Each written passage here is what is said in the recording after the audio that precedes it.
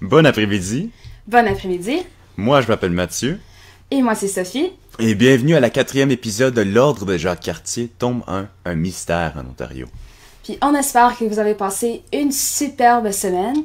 Puis avant de procéder avec l'épisode d'aujourd'hui, rappelez-vous d'avoir vos décodeurs ainsi que vos feuilles de suivi à vos côtés pour passer pour les défis d'évasion de la semaine. Avant qu'on commence, on aimerait ça remercier Joël et Ellie et tous nos petits amis qui ont eu la chance de nous envoyer des lettres récemment. Ça nous a fait chaud au cœur de lire vos lettres et on espère entendre vos nouvelles prochainement. Oui, ça nous fait très plaisir de lire au sujet de vos nouvelles puis au sujet de vous. Donc, avant même de commencer l'épisode d'aujourd'hui, on aimerait faire une autre question brise-glace avec vous. Donc, la question brise-glace de cette semaine est: si vous pouvez choisir qu'une seule saison et que cette saison deviendrait permanente, ce serait laquelle? Donc, laissez vos réponses dans les commentaires, comme ça on peut apprendre à mieux vous connaître. Une saison en particulier. Juste une. Ça devient difficile. J'avoue. Si j'avais à choisir une saison en particulier, moi je pense que je choisirais l'automne. Ah? Parce que moi je me considère comme étant un gars d'épaisseur. Fait que j'aime ça porter des vestes. Des vestes pas trop épaisses, mais pas... Tu sais, j'aime ça avoir quelque chose sur mon dos. Puis l'automne, la température est idéale pour des vestes. Il fait pas trop froid, mais il fait pas trop chaud. Puis aussi, pendant l'automne, il y a tellement des belles couleurs qui ressortent. Ouh. Comme dans les arbres, on voit du rouge, du jaune, du orange. Les feuilles tombent par terre, puis là, tu peux les ramasser, tu peux les mettre en pile, puis là, tu peux sauter dans les piles. Il y a tellement de choses que tu peux faire l'automne pour te divertir que je trouve que c'est formidable comme saison. C'est vrai, c'est une très belle saison. Moi, personnellement, je pense que je choisirais le printemps. Le printemps? Oui, je trouve que le printemps, c'est vraiment une bonne saison, genre pour le renouvellement des choses, tu sais. Les mamans, elles font le ménage du printemps, ou les papas aussi, ça dérange pas. Puis, il y a beaucoup... il peut y avoir beaucoup de pluie le printemps, mais je trouve que c'est une bonne chose. Ça nourrit les plantes, puis les plantes, ils poussent, puis la neige est finalement fondue. C'est vraiment comme une saison pour de nouveaux débuts, je trouve. Mm-hmm. Si la pluie... C'est le fun, les flaques que la pluie produit, parce que moi, j'aime ça éclabousser le monde. T'sais, on peut considérer ça comme étant un sport du printemps. Oui. Mais je pense que... Question un peu aléatoire, Mathieu. Ce que je pense vraiment aux événements de la semaine passée, les araignées sont-tu venimeux? C'est une très bonne question, ça, Sophie. Sophie? Check la grosse chose à 8 pattes à côté de toi! Oh, dis-moi pas que j'ai une araignée sur le visage! T'es tellement pissou, Sophie. Franchement, je suis tannée tes niaiseries. T'es quand même pas censé d'avoir si peur des araignées? Ok. On passe à la lecture. À cette heure. Tu penses-tu qu'ils ont catché? Oui, je pense qu'ils ont bien compris qu'on est en train d'utiliser les mots de vocabulaire de la semaine passée en ce moment. Ok, parfait. On va faire la lecture maintenant. Ok. Tu penses qu'on va arrêter de parler comme ça? Oui, bonne idée. Ah, ok, parfait. Wow.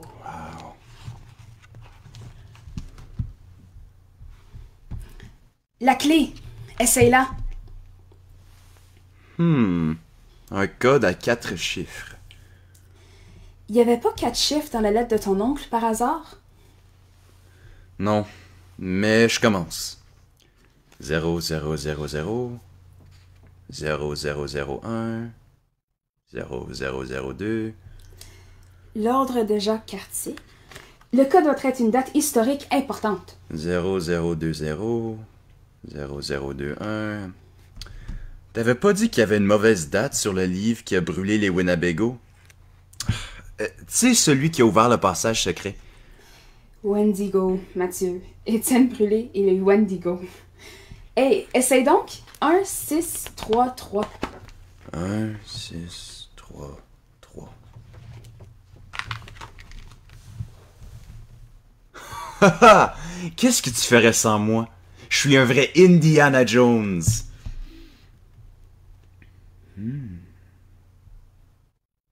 Hé, regarde ça. Penses-tu que l'enregistrement va jouer? L'ordre de Jacques Cartier a été fondé par Jacques Cartier afin de maintenir un équilibre entre la race humaine et les forces surnaturelles. Jacques Cartier s'est rendu au Nouveau Monde pour cacher une arme qui, entre de mauvaises mains, aurait des conséquences catastrophiques pour le monde. Pendant des années, l'ordre a protégé l'emplacement de cette arme. En 1602, Samuel de Champlain est devenu chef de l'ordre. Mis au courant que des forces surnaturelles multipliaient les efforts pour cette arme, il a demandé à son ami de l'aider à en garder la cachette. En tant que c'est à toi d'assumer cette mission. Il y a 5 Ontario. L'arme est créature surnaturelle verser la race humaine. Sois prudent. Agents des forces surnaturelles n'hésiteront pas à éliminer ou réclamer l'arme.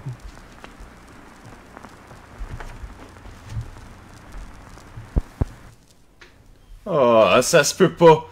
Mon oncle était-tu membre d'une secte? Viens voir. Il y a une lettre adressée à toi sur cette table. Cher Mathieu, Où est la clé? si tu lis... Où peut-elle bien être cachée?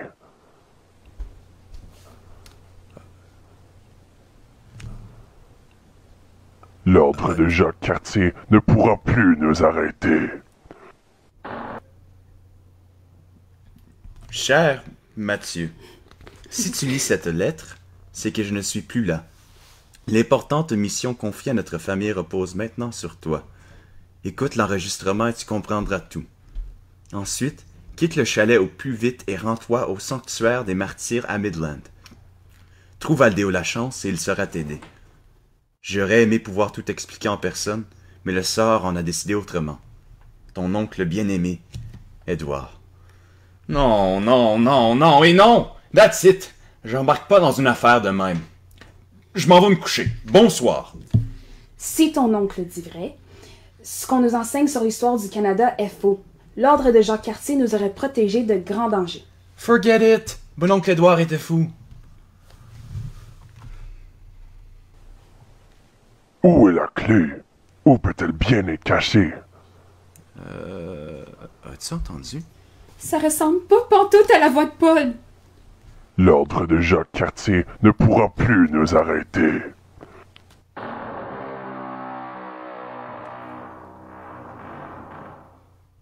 Chut, Mathieu, pas de bruit. Je le sais. Montrez-vous. Vite, vite, vite, vite, vite, vite!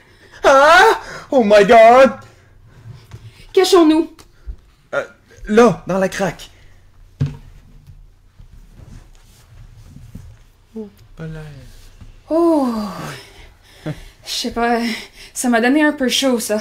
Une chance que j'ai une deuxième paire de culottes. Bon, tu sais qu'est-ce qui serait un peu rafraîchissant pour l'âme? Qu'est-ce qui serait rafraîchissant? Un peu de vocabulaire, peut-être? Ouais, je pense que t'as raison. Oui.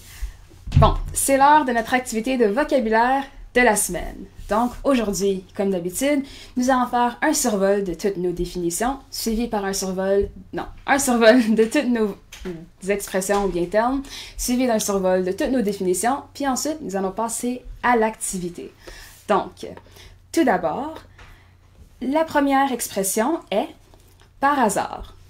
En anglais, par hasard se dit by chance.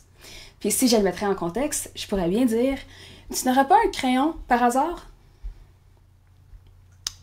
Non, je n'ai pas de crayon. Désolé. Ok. Passons au prochain.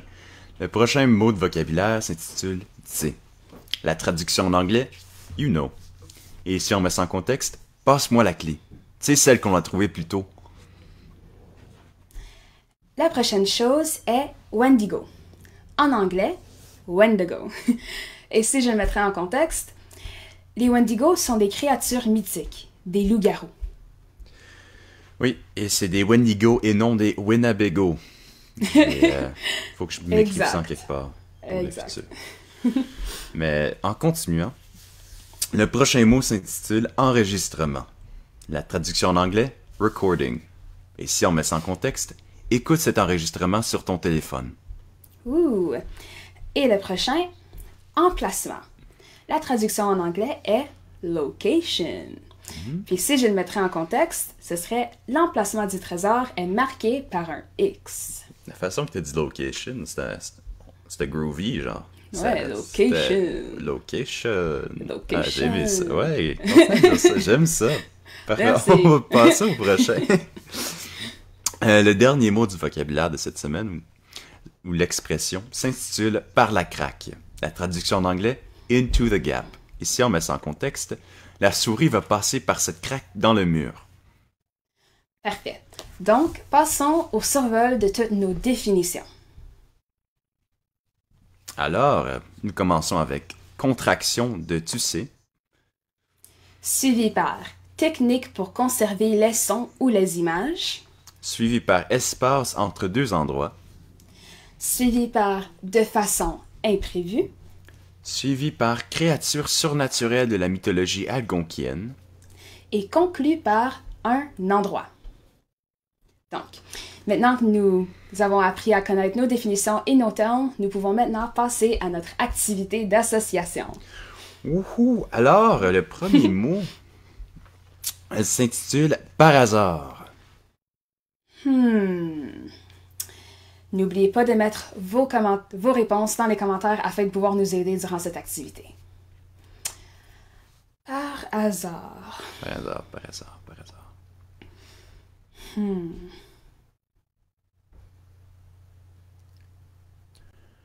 Peut-être une créature surnaturelle? Par hasard, c'est une créature, Mathieu? Ben oui, tu sais, le par hasard du Grand Nord. Je pense pas que j'ai jamais entendu d'un par hasard du Grand Nord. Puis par hasard, c'est deux mots, dont le premier est par, donc j'en doute vraiment que ce soit une créature surnaturelle. Ce serait quand même bien qu'on trouve la réponse de manière imprévue.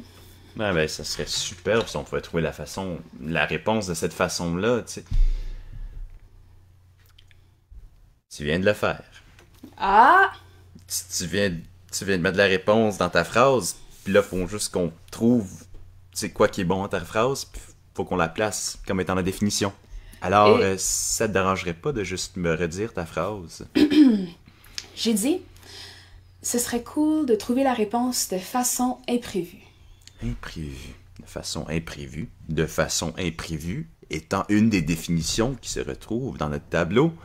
Alors, par hasard, dans la définition de façon imprévue.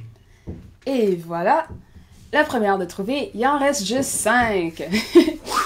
Donc, la prochaine expression est t'sais. T'sais. T'sais. T'sais. T'sais. T'sais. T'sais. C'est quoi que ça veut dire, t'sais? C'est bizarre parce qu'il y a un apostrophe comme dans le mot. Genre, on pourrait dire que l'apostrophe, c'est pour raccourcir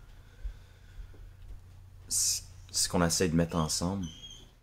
Peut-être une combinaison de mots. Tu sais, il y a un mot pour ça, hein? Mais j'oublie c'est quoi, ça m'échappe, mais je l'ai juste au bout des doigts. Donc, s'il vous plaît, aidez-moi avec la réponse. Écrivez vos réponses dans les commentaires. Attends, là, on s'en est... Une combinaison. Combinaison. Ah, mais... Tu veux-tu le dire? Je vais te laisser le dire. Oui, ça me ferait C'est ton- plaisir. Ok, c'est ton mot. C'est contraction de tisset. Parfait, j'allais dire la même chose. J'en suis certaine. Ben oui. Donc, c'est, ça se définit par contraction de tisset. Perfect. Alors, passons au prochain mot. Celui-ci étant Wendigo. Ouh. Ouh. Hmm.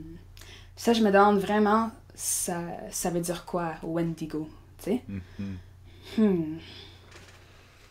En entendant le mot Wendigo, ça donne l'impression que ça pourrait être le nom d'une bête, genre une créature féroce. T'sais. C'est vraiment pas quelque chose qu'on entend souvent. C'est. On pourrait dire. Je sais pas, c'est pas commun le nom Wendigo. On pourrait dire que c'est même mythique, surnaturel comme nom.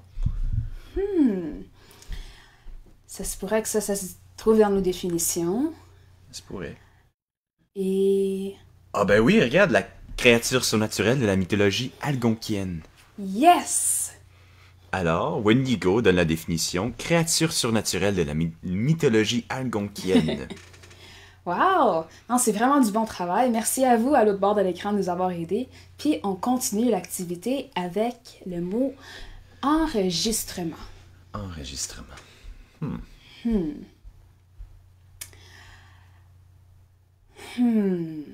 Ça, c'est un long mot.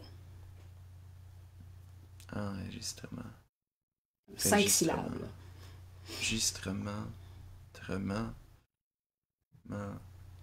Enregistre. Non. Misère. Excusez, je découpe mon mot, j'essaie de voir s'il y a peut-être un indice dans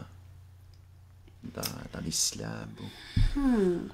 Ben, on peut procéder avec cela en regardant en définition. Un enregistrement. On voit que deux des définitions qui nous restent, c'est ils définissent un endroit ou quelque chose qui ressemble à un endroit.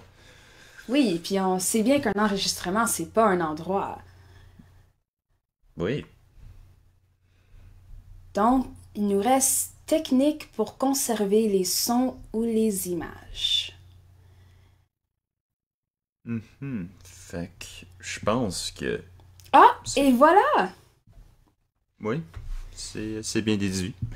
Quand même une bonne devinette de notre part. Donc, enregistrement, c'est bel et bien une technique pour conserver les sons ou les images. Comme on le fait en ce moment. Ben oui. Alors, passons au prochain mot, celui-ci étant emplacement. Si on regarde le mot Emplacement. Si on regarde le mot emplacement, puis on découpe le en, puis le ment, on a le mot place qui nous reste. Ah, place. Place, on pourrait définir ça comme étant un lieu. Je veux que tu finisses ma phrase. Un endroit. Voilà. Travail d'équipe, c'est formidable. Alors, le mot emplacement donne la définition un endroit. Et il nous reste juste une dernière chose, puis une dernière définition, qui est par la craque. Donc, on sait très bien que par la craque... on sait très bien. Mathieu, est-ce que ça va? Oui, non, je renforcis ce que tu dis. Ok, merci. Donc, on sait très bien que par la craque, c'est un espace entre... Mathieu! Un espace entre deux endroits. Espace entre deux endroits. Ok, bon. Ceci conclut notre activité de vocabulaire, puis on va afficher les réponses sous peu. Donc, lorsqu'on va afficher les réponses, assurez-vous d'associer les bonnes expressions aux bonnes définitions. Puis, je vais juste récapituler ce qu'on vient de faire. Donc, par hasard, c'est bel et bien de façon imprévue. Tse, c'est bel et bien une contraction de tu sais. Wendigo, c'est créature surnaturelle de la mythologie algonquienne. Enregistrement, c'est une technique pour conserver les sons ou les images. L'emplacement, c'est un endroit. Puis par la craque, c'est un espace entre deux endroits. Tu sais, ces flèches me donnent le goût de faire un peu de géographie. La géographie, tu dis? Oui. Alors, ça tombe bien parce que on a une activité de géographie planifiée. C'est ça, on a une nouvelle présentation de cette semaine. Alors, cette semaine, nous allons explorer le Chi-Chi-Mon, le bateau que moi et Sophie on a utilisé pour traverser la baie Georgienne. On va explorer Tobermory et on va explorer la baie Georgienne. Alors, sans plus tarder, allons-y. Mathieu et moi avons commencé notre aventure à Sudbury, puis nous nous sommes rendus à Manitoulin. Nous avons ensuite traversé une partie du lac Huron avec le Chi-Chi-Mon pour arriver à Tobermory. Nous avons ensuite fait une escale pour visiter Killarney et la péninsule Bruce. Ce sont des endroits superbes. J'aimerais bien y retourner un jour. Alors, Mathieu, c'est quoi une escale? Ah, mais je suis content que vous me posiez la question. Okay. Une escale est un arrêt marqué par un véhicule de transport durant un trajet au long cours. Ouh. Wow, c'est une super de belle définition, ça. Alors, on peut voir le beau cercle rouge, la région dont on va parler aujourd'hui, la belle image de bateau en noir, et la belle baie Georgienne qui est située dans la zone droite du cercle. Oui. Donc, parlons du Chi-Chi-Mon. La proue du traversier de Chi-Chi-Mon a été ornée de superbes œuvres d'art d'inspiration Anishinaabe. Une proue, c'est vraiment le devant d'un navire ou d'un bateau, donc c'est vraiment tout ce qui est en avant du bateau. Puis on peut bien voir que sur la proue du Chi-Chi-Mon, il y a plein de superbes belles choses qui sont dessinées. Puis parlons de ces dessins. L'œuvre, vue ici, évoque l'histoire et la culture des premiers habitants de Manitoulin. Évoquer quelque chose, c'est vraiment remémorer ou bien représenter quelque chose. Donc, on va regarder le bateau d'un peu plus près, puis vous pouvez bien voir en avant les différentes œuvres, les différentes choses qui peuvent représenter la culture Anishinaabe. Et puis ici, on peut bien voir le slogan « Travel in good spirits », qui est assez intéressant, parce que l'île Manitoulin, c'est traduit en Ojibwe par l'île aux esprits. Puis ici, on peut bien voir les 8 plumes qui peuvent représenter les 8 nations, les 8 Premières Nations, désolé. Puis nous avons une belle petite vidéo à vous montrer au sujet du Chi-Chi-Mon.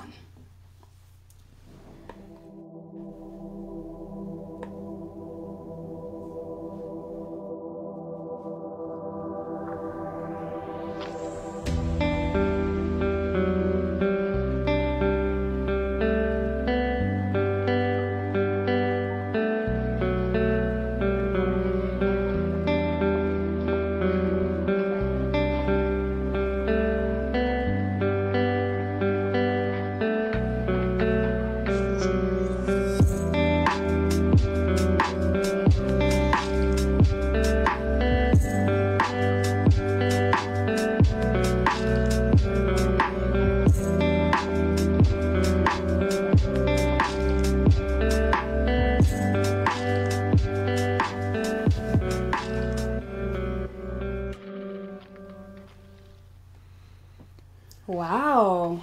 C'est vraiment un beau bateau. Mais Oui. on va se poser une vraie question, Sophie.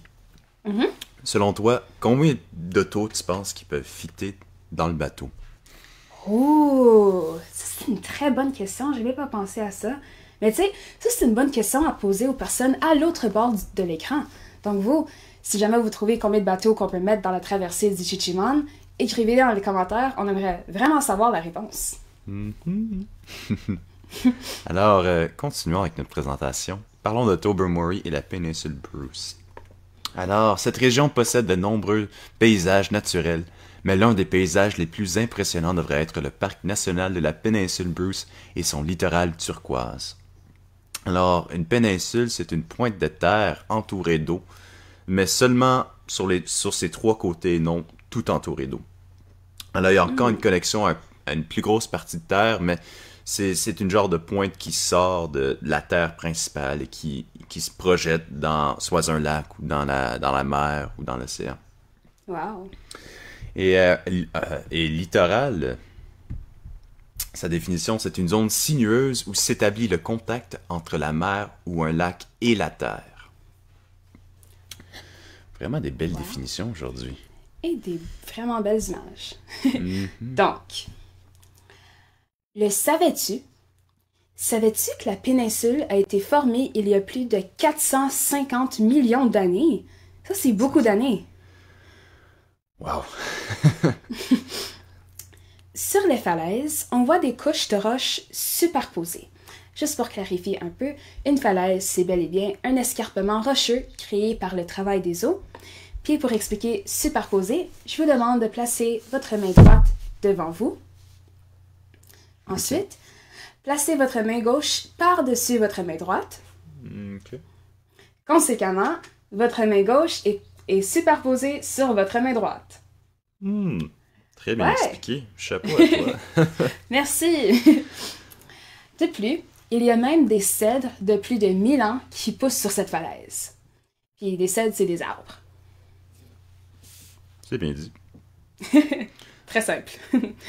Donc ici, on peut bien voir comment les roches sont superposées l'une sur l'autre, puis on peut bien voir le bleu de l'eau, puis c'est super, super beau. Le savais-tu? Savais-tu qu'il y a une vingtaine d'épaves dans la parc de la péninsule Bruce?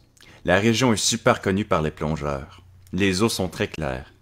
Pour les gens actifs, il y a un super sentier qui commence au parc national marin Fathom 5 et se termine à Niagara. Il fait 435 km. Wow! C'est long, ça, comme parcours. Mais retournons au mot en rouge. Ça, c'est une image d'une épave. Une épave, c'est vraiment, on pourrait dire, un squelette de bateau. C'est un bateau qui a coulé dans l'eau et qui reste à sa place où il a coulé. Alors, dans l'image ici, on peut voir une image d'épave de bateau. Le bateau, ça fait un petit bout qui a coulé, puis il va fort probablement rester là pour un nombre d'années encore. Alors... Donc, parlons un peu de la baie Georgienne. On a longtemps affirmé que la baie Georgienne était le 6e des Grands Lacs. En fait, elle est séparée du reste du lac Huron par la péninsule Bruce et l'île Manitoulin, mais elle fait partie du lac Huron. On ne trouve aucune grande ville à la bordure de ses rivages, et c'est pourquoi elles sont très boisées et riches en ressources naturelles. Puis un rivage, c'est une bande de terre qui est bordée par une bande de terre qui borde une étendue d'eau. Donc, regardons la carte ci-dessous. Ici, on peut bien voir comment que la baie Georgienne fait partie du lac Huron et qu'ils ne sont pas complètement séparés. Mais la seule chose qui pourrait les séparer, c'est vraiment l'île Manitoulin et la péninsule Bruce. Mathieu, est-ce que les fish and chips de Tobermory sont aussi bons que ceux de Killarney? Absolument. C'est parce que le poisson vient de la même source, la baie Georgienne. Et Mathieu a entièrement raison. Comme on peut voir dans la carte juste ici, on peut voir juste en haut Killarney avec ses poissons. Puis si on tourne les yeux vers le bas, on peut bien voir Tobermory et ses poissons. Et, comme la carte indique, la même source, c'est la baie Georgienne. Donc les poissons sont pareils, ils vont être aussi bons l'un que l'autre. Puis ici, vous pouvez voir le petit bateau noir qui représente le Chichimon qui traverse de l'île Manitoulin jusqu'à Tobermory, comme on l'a fait.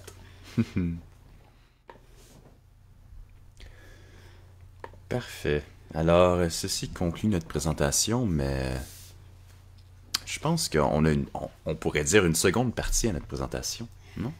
C'est vrai, nous avons une activité préparée avec plusieurs fiches de questions à faire en équipe avec vous. Donc, préparez-vous à répondre vos réponses dans les commentaires. Puis, ouais, ça va être super amusant.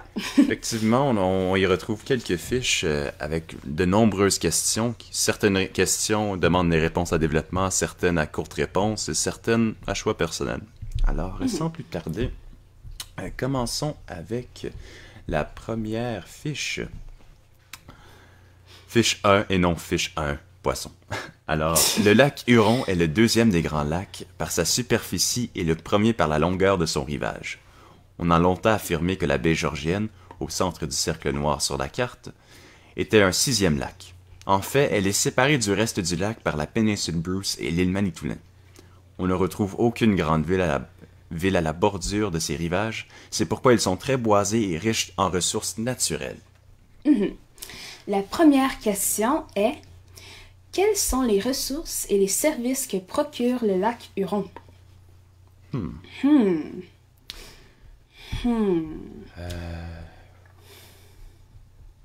Donc, n'oubliez pas, vous, de mettre vos réponses dans les commentaires afin de nous aider puis afin de discuter. Oh, le tourisme. Ah! C'est vrai, nous, on a trouvé ça super beau, puis certaines que d'autres mondes sont d'accord avec nous. Puis, dans la même ordre d'idée, moi, j'ajouterais les plages puis les parcs. Oui, oui, c'est vrai. Quoi d'autre?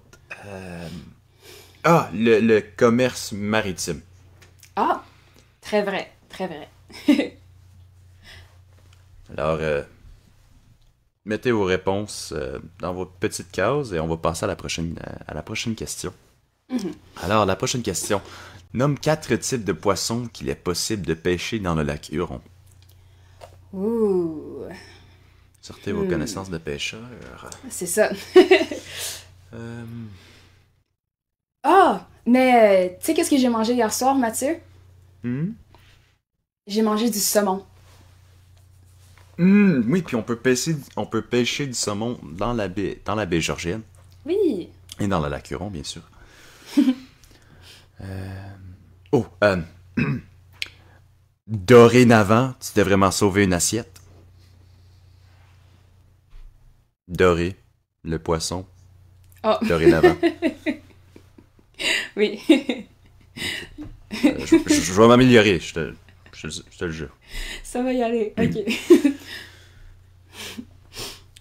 La prochaine question est: quelles sont les menaces qui nuisent au Grand Lac?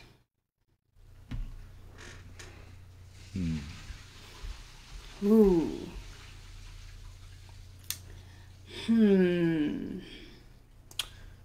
La pollution. Oui. Oui, donc ça, je présume que ça inclut les déchets, puis dans le même ordre d'idée, ça me fait penser au changement climatique. Ça doit affecter les Grands Lacs. Quoi d'autre? Les espèces envahissantes. Ouh, c'est vrai. Très vrai et fort intéressant.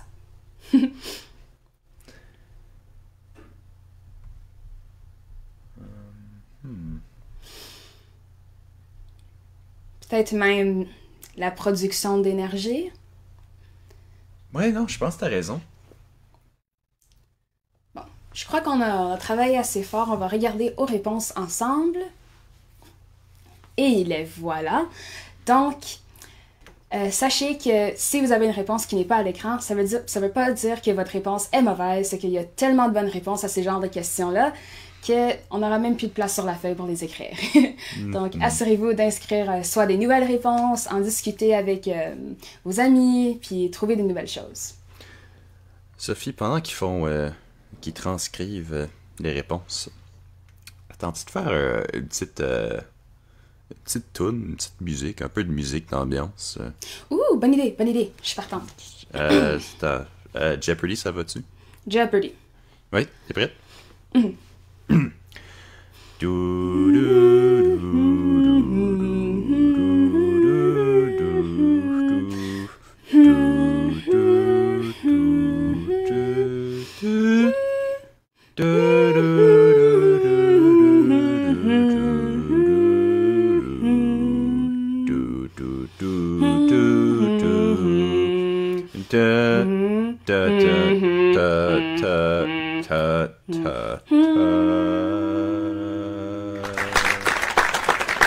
Oh boy, ok, on a du travail à faire.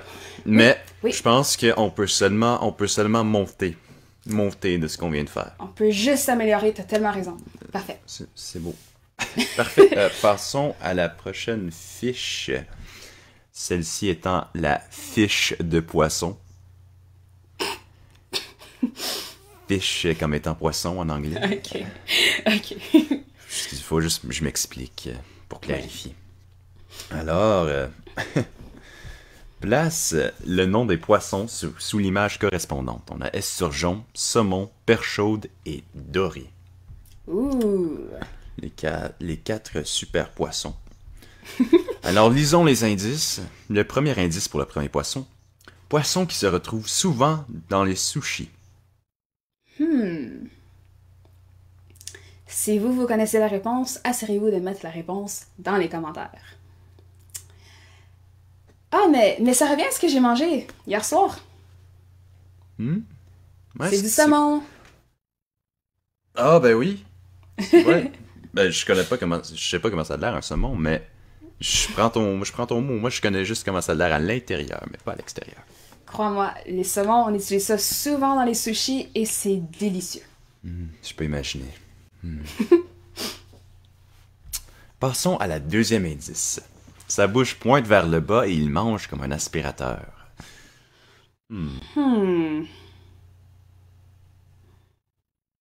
C'est moi qui mange comme un aspirateur. Toi, tu manges comme un aspirateur. Moi, je mange comme un aspirateur. Ouais. Ben, ok, c'était une fois, puis j'avais faim. Ok? Puis, tu sais, je peux te le dire, manger comme un aspirateur, c'est libérateur. Fait que je pense que moi j'ai bien mangé. J'ai juste ça à dire. Cette une fois-là, c'était vraiment une fois de trop. Je veux jamais refaire ça de ma vie. Ok. Si tu me dis. Bon. Ah, mais attends. Il me semble qu'on s'en est parlé l'autre jour. Ouais, c'est vrai. Ah, Je t'avais comparé à ce poisson-là, là, quand t'avais mangé Ouais. le même. Il y avait comme turge.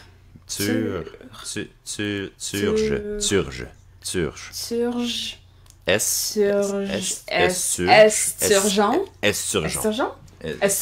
Tu m'as traité d'esturgeon. Oui. Oh, ça ferait personnellement ça.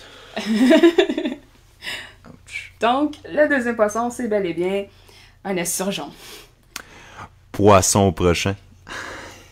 Oh, ok. Excusez, il faut que je plug mes jokes. Tes jokes de papa de poisson, là. Ouais, il faut juste que je coche joke poche check. Numéro 4. Oui, on espère que c'est ma dernière. Alors, continuons. Indice numéro 3. Poisson trophée. Et il n'est pas disponible en élevage. Un poisson trophée. Poisson trophée.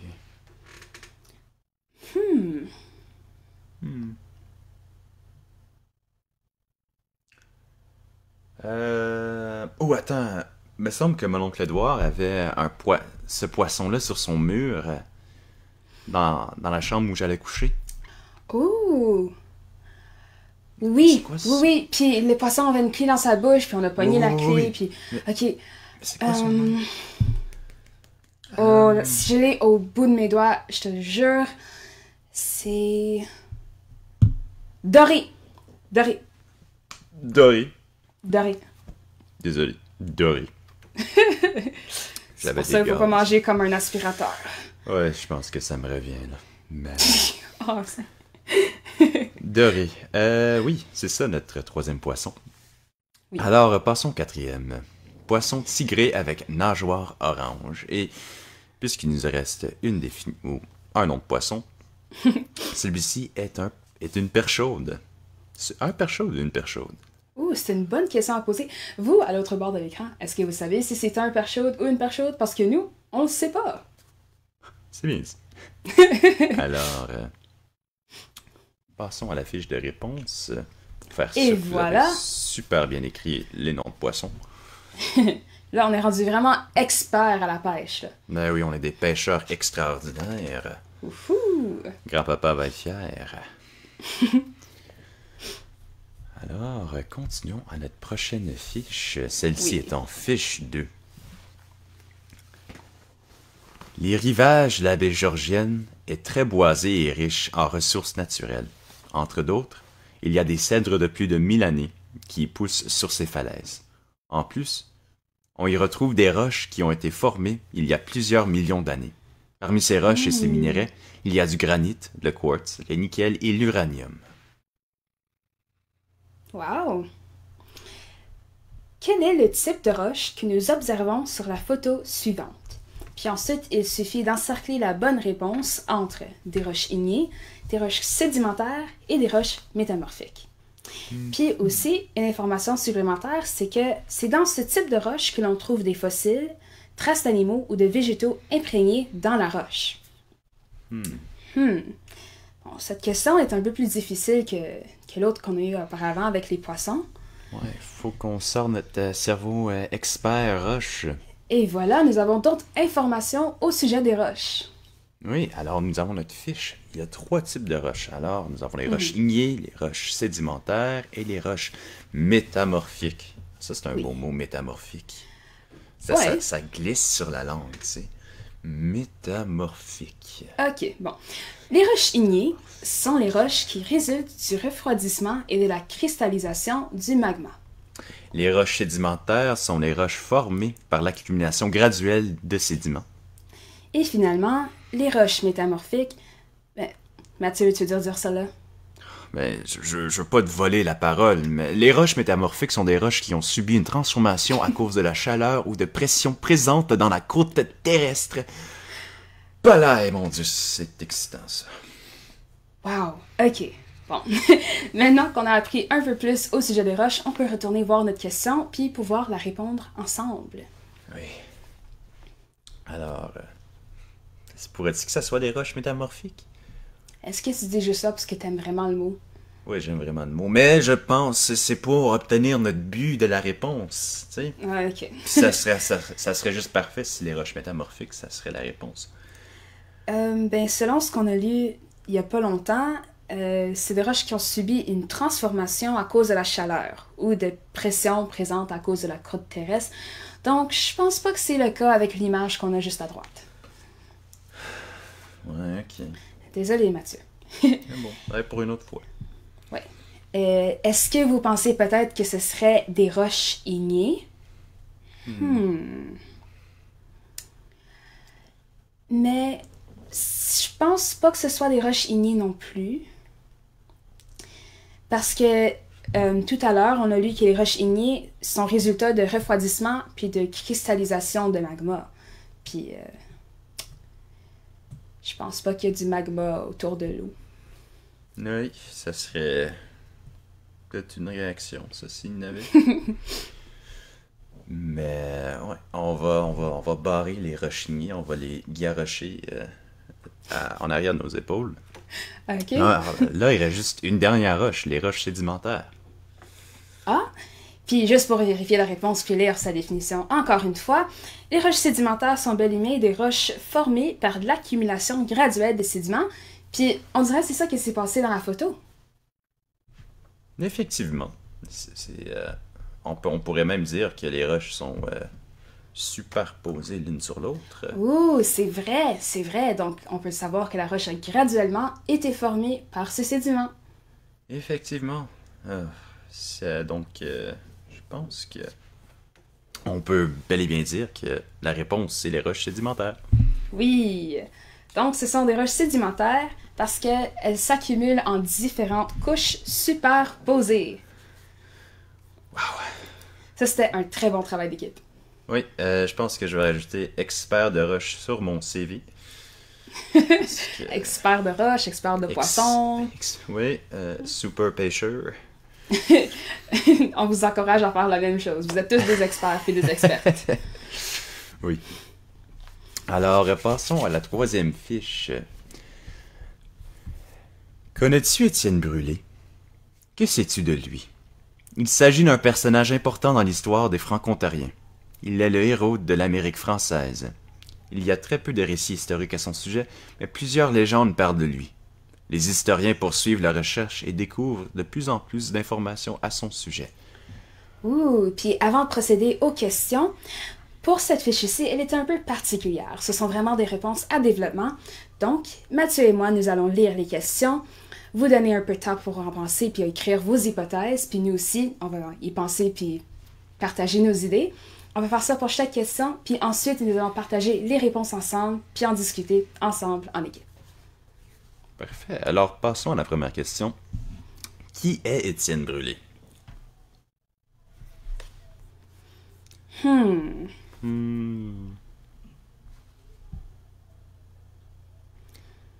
Étienne Brûlé. Il me semble qu'Étienne Brûlé, c'était quand même un coureur des bois, ou quelque chose du genre. Ouais, je pense que t'as raison. Ouais. Bon. Oui, je pense que t'as raison. Écrivez tout ce que vous pensez au sujet d'Étienne Brûlé, puis ensuite, on va en discuter plus tard. Donc, la prochaine question est À quelle époque a-t-il vécu? Indice, les écrits de Champlain parlent de brûler. Quelle époque? L'époque. Attends, me semble, tu l'as mentionné pendant la lecture. Ah, les dates... le code, ouais, le code pour la porte. C'était quoi encore? C'était... 1633. Ouais, 1633. Puis ça, tu disais que c'était sa date de décès. Oui, il y avait quelque chose de vraiment bizarre avec ces dates-là. Alors, ça veut dire que il vivait, ou son temps, c'était avant 1633, ou ça a duré jusqu'en 1633. Ouais. Ok. Donc, Alors, la prochaine question. Ouais, passons à la prochaine question. Excuse-moi. Ah, c'est beau, excuse-toi pas.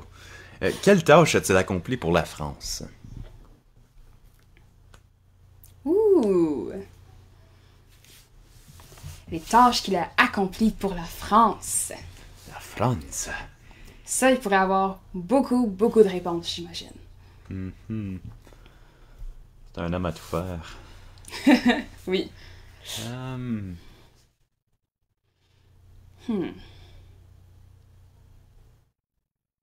Ok.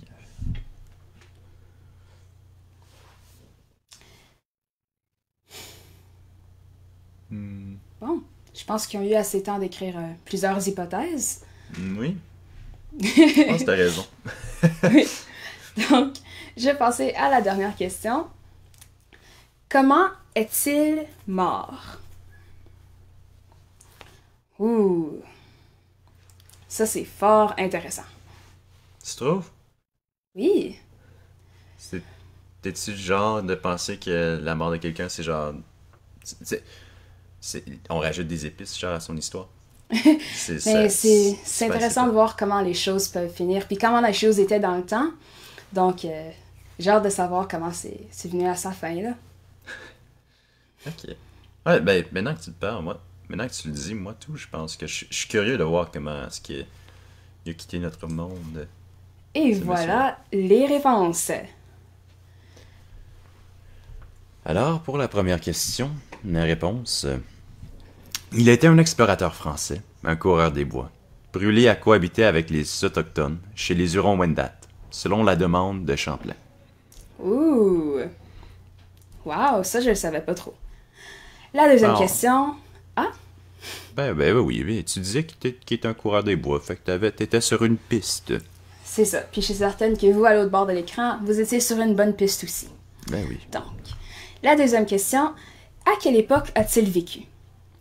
Il a vécu entre 1592 et 1633. Dans les années 1610, il a voyagé avec son peuple adoptif et a probablement été le premier Européen à voir les lacs Ontario, Huron et Supérieur. Attends là. Oh.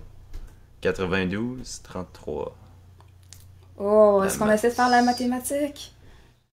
Moi, je suis plutôt fort en mathématiques grammaticales, mais la mathématique normale... Oui, ok, essayons ça. Bon. Ok, 33... Attends.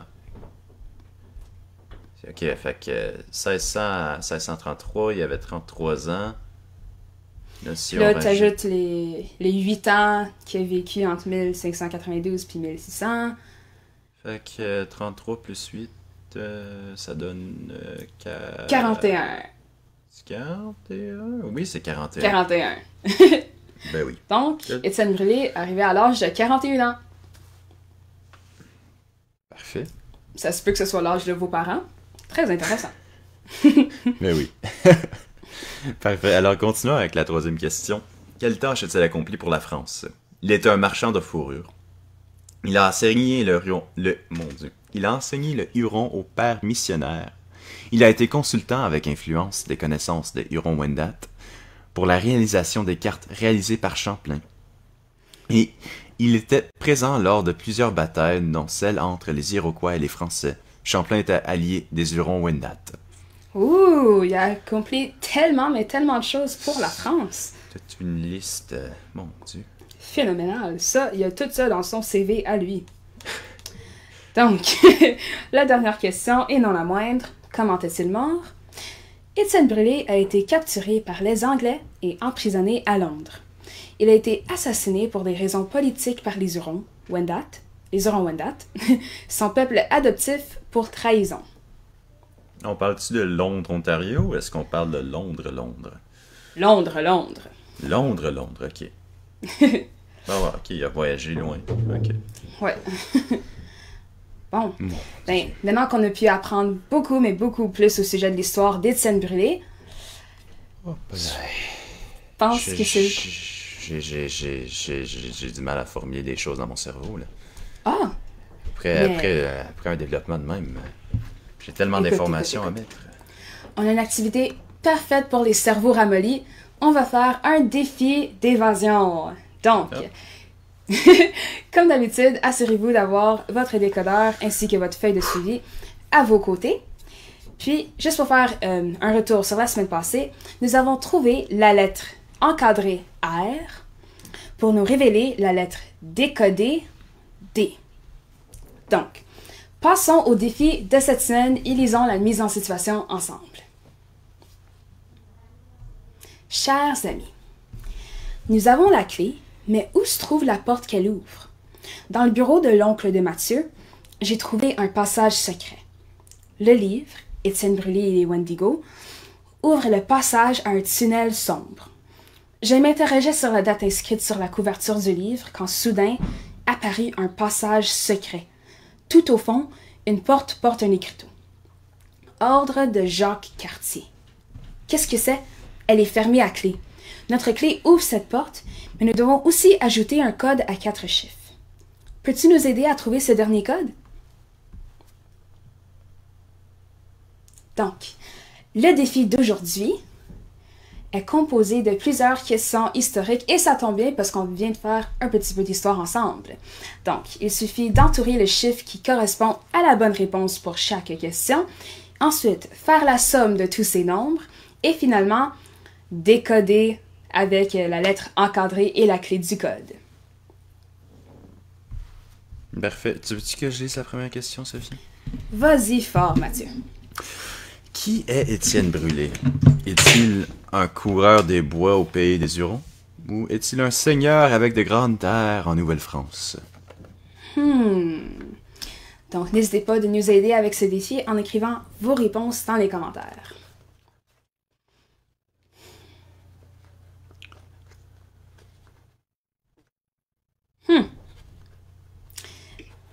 Mais, tu sais qu'est-ce qui est intéressant, Mathieu? Quoi? C'est que la première réponse parle au pays des Hurons, puis Étienne Brûlé, son peuple adoptif, c'est les Hurons-Wendat, n'est-ce pas? Donc, peut-être c'est la première réponse? Ouais, si on connecte les points ensemble, je pense que t'as raison. Parce que Étienne Brûlé a été un coureur des bois au pays des Hurons. Effectivement. Alors, on peut encercler notre chiffre numéro 1. Parfait. Et la première réponse a déjà été identifiée. On fait un vraiment beau travail ensemble. Donc, la prochaine question. Qui est Jacques Cartier? Est-ce que c'est un explorateur qui a découvert l'Amérique après Samuel de Champlain? Ou un explorateur qui a découvert le Canada en 1534? Je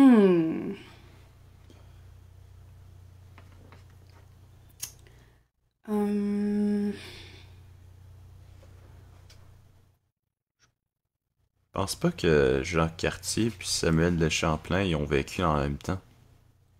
Ah, mais oui, c'est vrai, ce serait impossible, ils n'ont même pas vécu dans la même époque, on pourrait dire. Samuel de Champlain il est venu après Jacques Cartier. Donc, de ces déductions, on peut bien savoir que la deuxième réponse est la bonne. Donc, on peut bien encercler le nombre 6.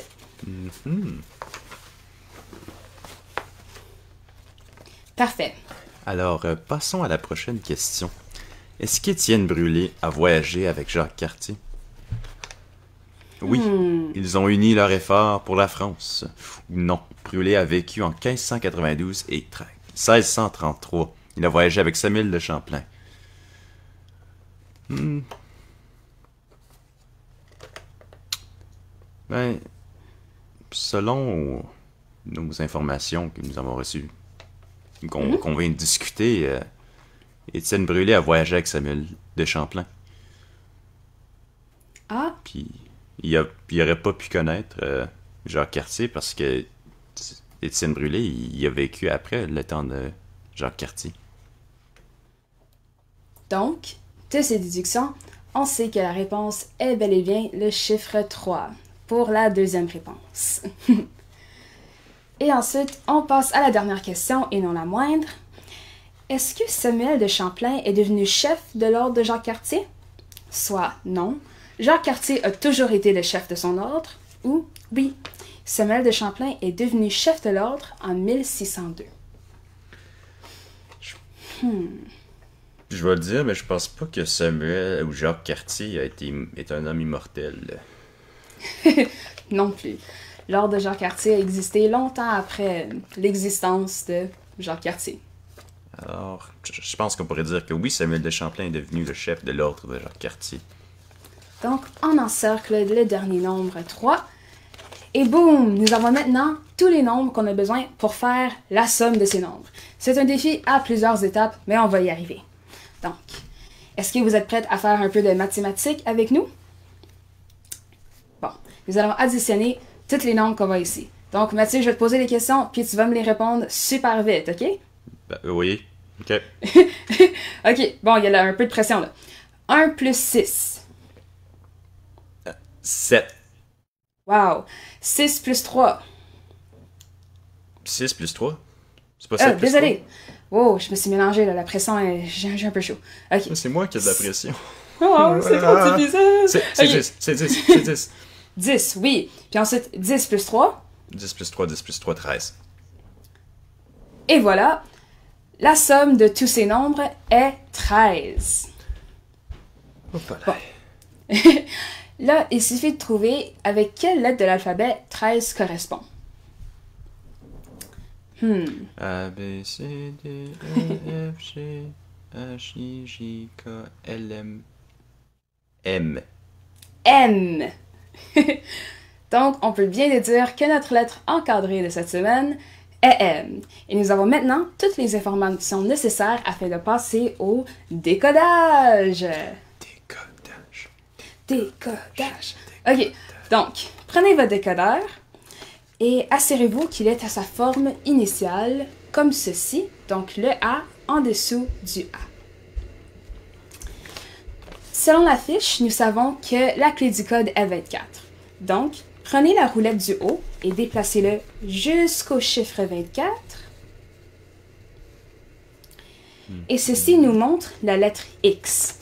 Donc, vous allez maintenant prendre le X et le déplacer jusqu'en dessous du A. Votre décodeur devrait maintenant ressembler à ceci.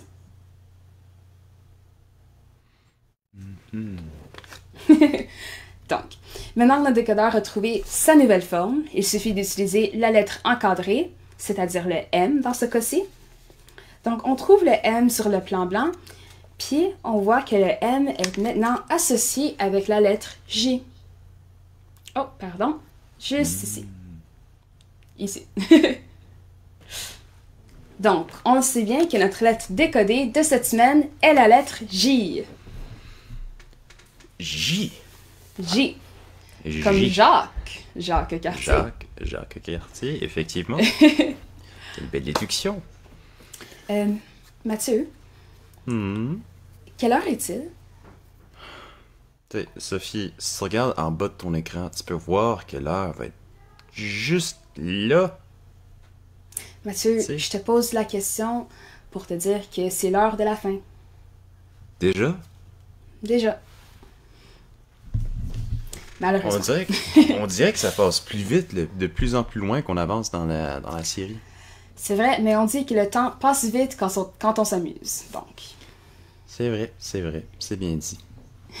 juste pour récapituler un peu ce qu'on a fait ensemble aujourd'hui, nous avons fait une lecture d'une nouvelle section de la bande dessinée, puis j'ai vraiment hâte de savoir qu'est-ce qui va se passer après, parce qu'il y a un loup-garou, puis là j'ai juste un peu peur. En tout cas. Ensuite, on va faire un peu de vocabulaire. Mais on a fait un peu de vocabulaire. Nous avons aussi parlé du Chichimon de Tobermory ainsi que la baie georgienne. Et finalement, nous avons trouvé une nouvelle lettre qui était le D. Le J, pardon. Oui, c'est bon de faire la correction. Mais on espère vous revoir la semaine prochaine pour savoir quand on s'est fait manger par le loup-garou. Ouais. On ne sait pas. Puis si jamais vous procurez votre propre copie de la bande dessinée, le lien va être dans la description. C'est vraiment amusant parce que vous allez pouvoir suivre avec nous puis avoir une copie avec vous en tout temps. Alors, sans plus tarder, merci de nous avoir accompagnés aujourd'hui. Et on espère vous revoir la semaine prochaine pour une autre émission remplie d'aventures. Alors, sans plus tarder, merci beaucoup. Bon après-midi.